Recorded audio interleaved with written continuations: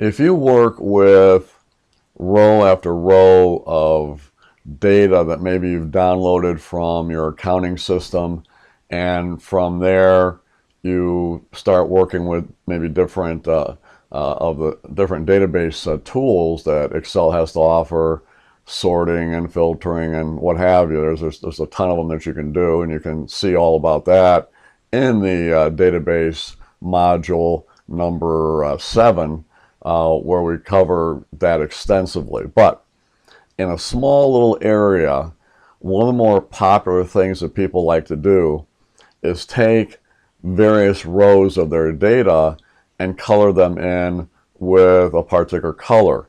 So they would take something like this and end up making it look like that, where in this case maybe the red, when we do that, means one thing, the blue means something else, the green means something else. So instead of maybe having a field set up that has the name of what these colors mean, they just assume just colored in to make it more where we will notice more quickly what is happening there. So in other words, we know that not being highlighted means one thing, or where it's one of those 3 colors, it means something else.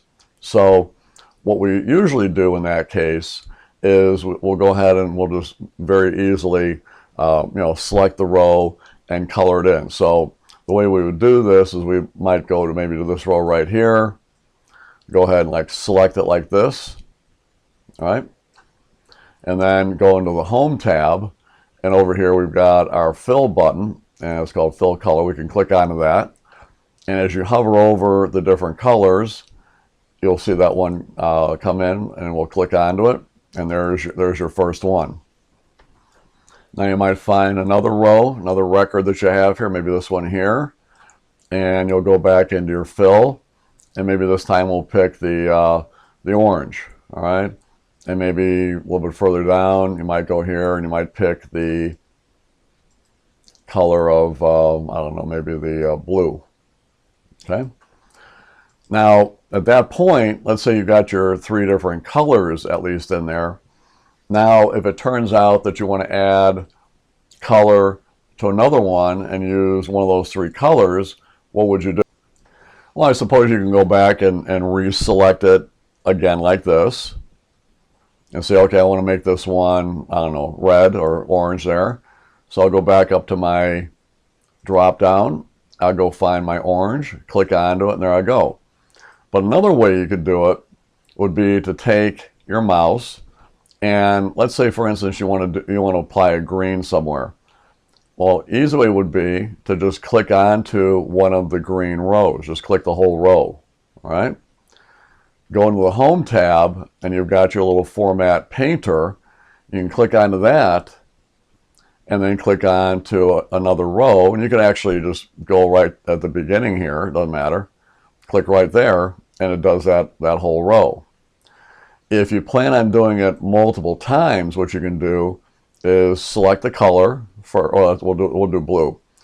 We'll select that row that has the color. We'll double click the Format Painter. Now that keeps it locked in. So now I can go down and wheel down with my mouse, click on to row 25, click on to row 29, click on to row 33, and over select that. And then when I'm done, I can just hit the Escape key to turn that off.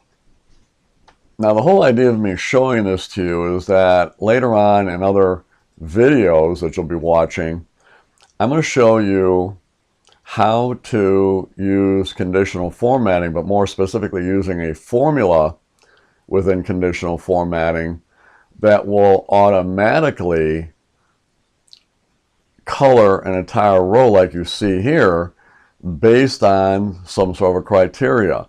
That criteria being that, well, if the total is greater than a certain value, I want that to be green. Or if the category is equal to either condiments or grains and cereals, I want that to be red. That whole row made red. Different things like that. But where that won't work is in situations where the reason why you're coloring it is completely, away from any of the field items here. In other words, you made this one red because blah, blah, blah. Had nothing to do with any particular item that's in there. It's just it happens to be maybe because of that date. I mean, it might not be the date, but it might be the fact that it could be anything, really. So the idea here is to know how to manually do it, which I've shown you here. But in future videos, you're going to see how we can make it happen automatically based on some sort of criteria in that row having been met. That's all. So without further ado, that's all I'm going to do with this one. So I just wanted to kind of show this to you, but I look forward to you watching the rest of the videos, because you're going to see some really good stuff regarding this. So take care. I appreciate you watching the video.